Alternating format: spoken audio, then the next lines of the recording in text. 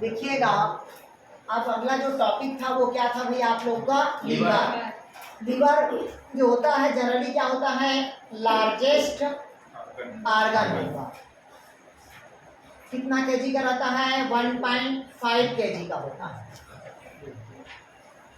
Liver को जिगर का टुकड़ा कहा जाता है। ठीक, लीवर पे क्या होता है? रीजनरेशन की क्रिया होती है। रीजनरेशन मतलब पुनरुत्भवन की क्रिया होती है। रीजनरेशन की क्रिया क्यों होती है? क्योंकि इसके अंदर में ग्लिबंसन की कैप्सूल पाया जाता है। क्या पाया जाता है भाई? ग्लिबंसन की कैप्सूल पाया जाता है, जिसके कारण रीजनरेशन होता है। इसके अलावा इसके अंदर पे कुप्फर सेल होता है जो फेगोसाइट्स का काम करता है, बैक्टीरिया वायरस को मारने का काम करता है। कभी कभी क्वेश्चन पूछता है कुप्फर सेल कहाँ पाया जाता है? लीवर पे पाया जाता है। GLIBANSSON ग्लिबंसन कैप्सूल कुप्फर सेल पाया जाता है जो फेगोसाइट्स का काम करता है, बैक्टीरिया वायरस को मारने का क्या करता है? कार्य करता है। ग्लिबंसन कैप्सूल के ही कारण शरीर पे रीजनरेशन होता है। लीवर पे अगर ये नहीं रहेगा तो रीजनरेशन का प्रोसेस नहीं होगा।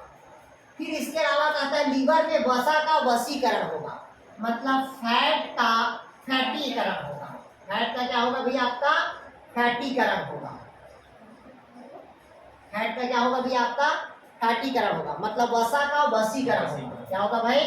वसा का वसीकरण, मतलब वसा का पाचन कहाँ होगा पूछेगा तो लीवर में।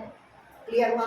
फिर कहता है लीवर के अंदर ही, मतलब लीवर में ही जो बीटा कैरोटीन होता है, क्या होता है भाई? बीटा कैरोटीन होता है, इसको विटामिन ए में कन्वर्ट करता है। विटामिन ए में क्या करता है? कन्वर्ट करता है। पूछेगा आपसे कि शरीर में बीटा कैरोटीन को विटामिन ए में कन्वर्ट कौन करता है? तो कहाँ होता है? आपका लीवर पे। इसी कारण लीवर पे vitamin A, vitamin D, vitamin E और विटामिन के का स्टोर होता है। स्टोर मतलब संग्रहित होता है। अगर पूछा आपसे कि हमारे शरीर पे विटामिन कहाँ स्टोर होता है तो लीवर पे। कौन कौन स्टोर होता है कि सिंथेसिस होता है सर? ये तो नहीं जाएगा। केवल बीटा कैरोटीन विटामिन ए में कन्वर्ट होता है, विटामिन और कहीं नहीं बनता। विटामिन ए, डी, ई और के क्या होता है? संग्रहित होता है, स्टोर होता है। हम बाहर से विटामिन लेते हैं, शरीर में बनता नहीं है विटामिन। केवल बीटा कैरोटीन होता है जो विटामिन ए में का क्या होता है? निर्माण करता है। इसके अलावा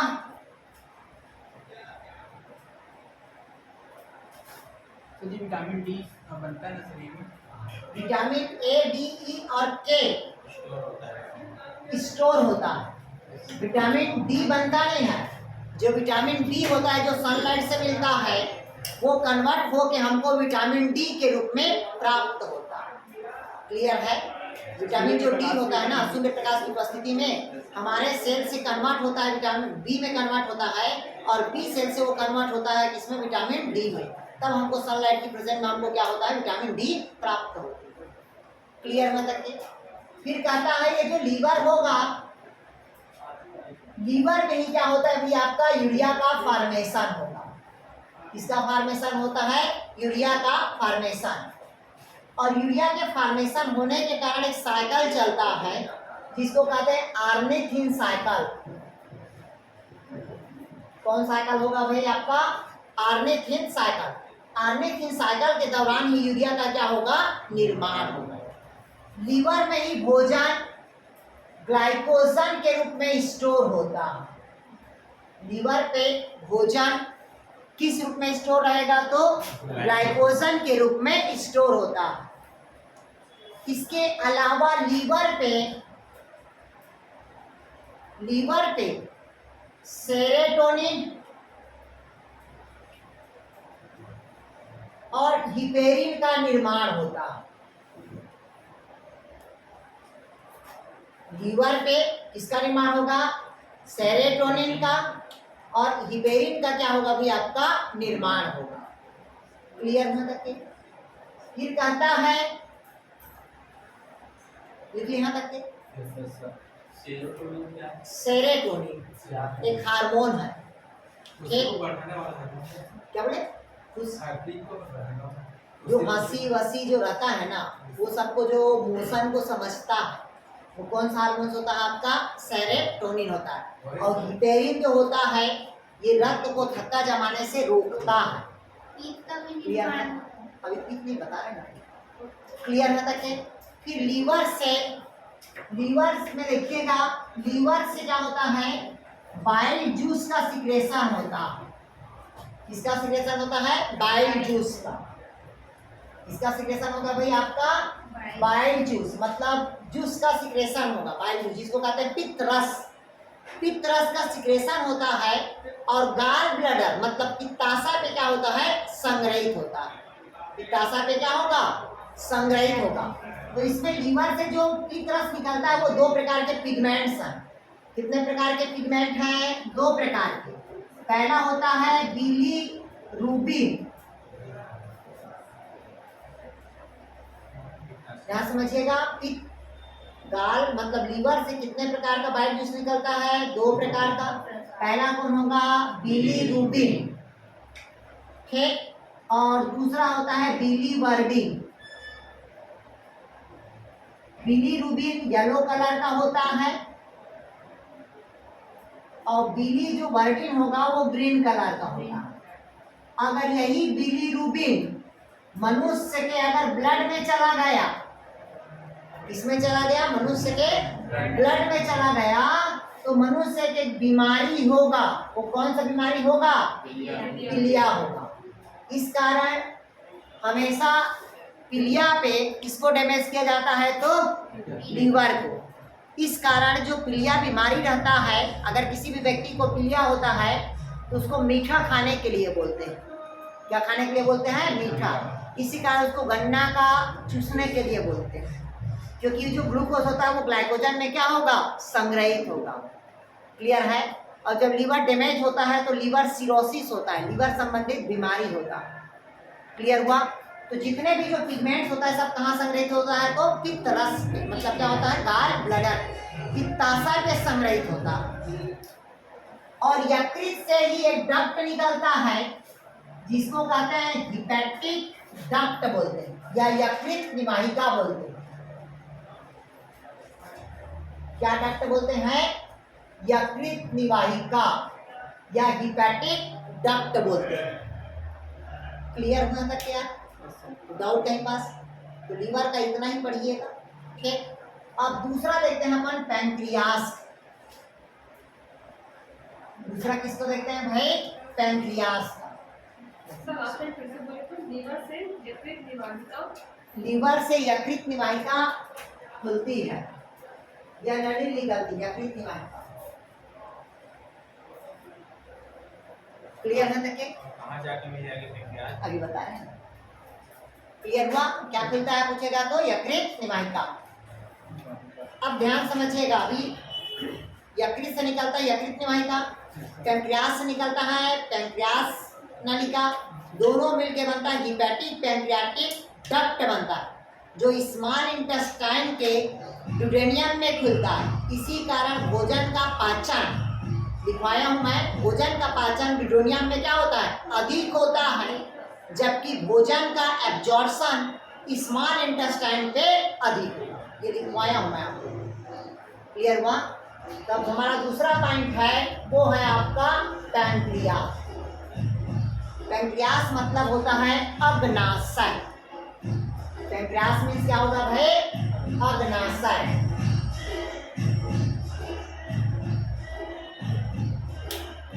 पता होना चाहिए आपको, अग्नाशय को मिक्स ग्रंथि के नाम से जाना जाता है। कौन सा नाम से जाना जाता है भाई? मिक्स ग्लैंड के नाम से, मिश्रित ग्रंथि। और शरीर का ये सेकेंड लार्जेस्ट ग्लैंड है, मतलब शरीर का दूसरा बड़ा ग्रंथि है। कितना बड़ा ग्रंथि है भाई? दूसरा बड़ा ग्रंथि है। तो प्रथम कौन होगा? लीवर नहीं, वो ग्लैंड है, नहीं नहीं वो आर्गन है। सबसे बड़ा ग्लैंड कौन होता है? आठ रे गधों, घर की मालकिन कौन होती है? घर में किसका चलता है? घर में किसका चलता है? मम्मी का मम्मी का। तो मम्मी का जब चलता है तो थायराइड ग्रंथि फीमेल में क्या होता है? बड़ा होता है। तो शरीर का जो अंतःस्रावी सबसे बड़ा ग्रंथि होता है वो कौन होता है? आपका थायराइड होता है, जो फीमेल में बड़ा होता है। इसलिए मैं याद करने के लिए बोला घर में किसका चलता है? तो मम्मी का। तो मम्मी मतलब थायराइड ग्रंथि कौन होगा? तो मम्मी।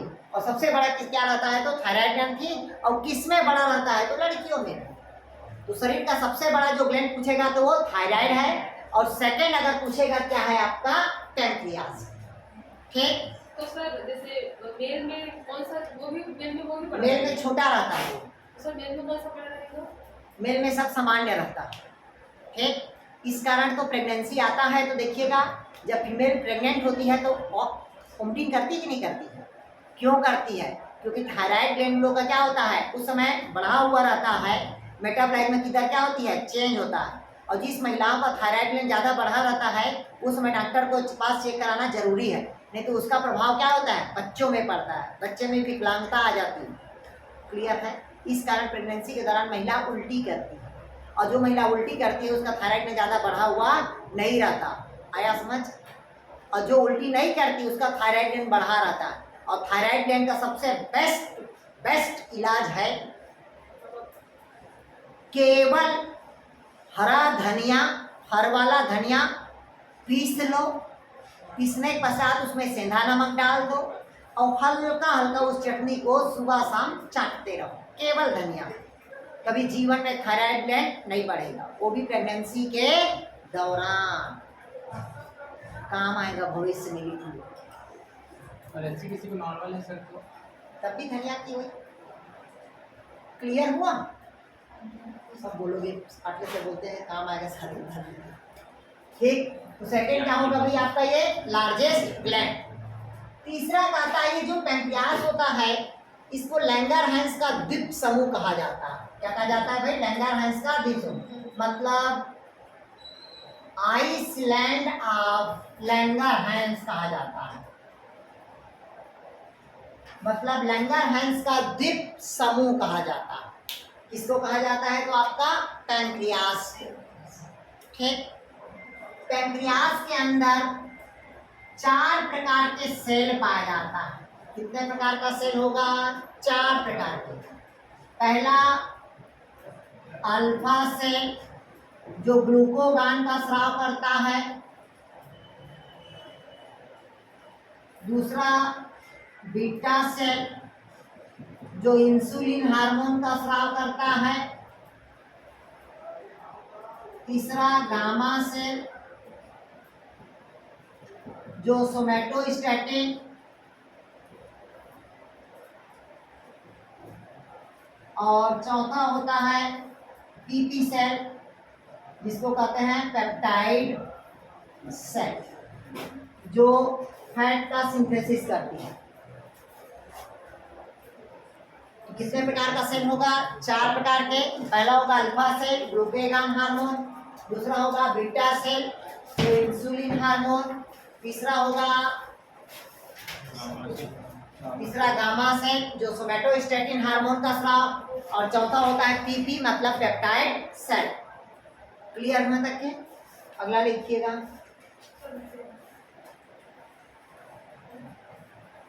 सर पीपी सर क्या होता है? Peptide cell.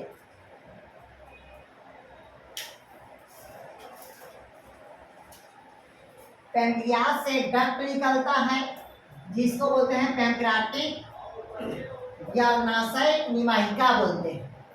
कौन सी निवाहिका बोलते हैं? अग्नाशय निवाहिका, जिसको कहते हैं पैंक्रियाटिक डक्ट बोलते हैं। क्या बोलेंगे भैया? आपका पैंक्रियाटिक डक्ट, जिसको कहते हैं अग्नाशय निवाहिका। पैंक्रियाटिक डक्ट और हिपैटिक डक्ट दोनों मिलकर हिपैटो पैंक्रियाटिक डक्ट कहते हैं, जो डिओडेनम में खुलती है, मतलब ग्रहणी में खुलती है। कहाँ खुलेगा भाई? ग्रहणी में। अगर पूछा आपसे हिपैटिक पैंक्रियाटिक वाहिका कहाँ खुलती है तो ग्रहणी में खुलती है। अब नासा से कौन सा डक्ट पूछेगा तो पैंक्रियाटिक डक्ट, यकृत से क्या होगा तो हिपैटिक डक्ट। हुआ यहाँ तक के? हो गया। सबसे अधिक मात्रा में भोजन को पचाने के लिए पाचक एंजाइम का स्राव पैंक्रियास से होता है। सबसे अधिक मात्रा में भोजन को पचाने के लिए पाचक एंजाइम का स्राव कहाँ से होता है तो पैंक्रियास से। जैसे कि लाइपेज जो लिपिड का सिंथेसिस करेगा, दूसरा न्यूक्लियस जो पाचन करता है डीएनए और आरएनए का, तीसरा ट्रिप्सिन एंड क्राइमोट्रिप्सिन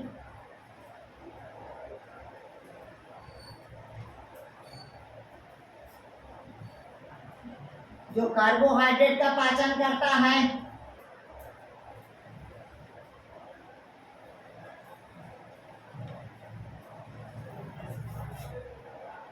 लाइपेज लिपिड का, न्यूक्लियस डीएनए आरएनए का, ट्रिप्सिन काइमोट्रिप्सिन किसका करता है कार्बोहाइड्रेट का, रेनिन पेप्सिन पेप्सिनोजन करता है वो प्रोटीन का पाचन जो स्टमक में रहता है।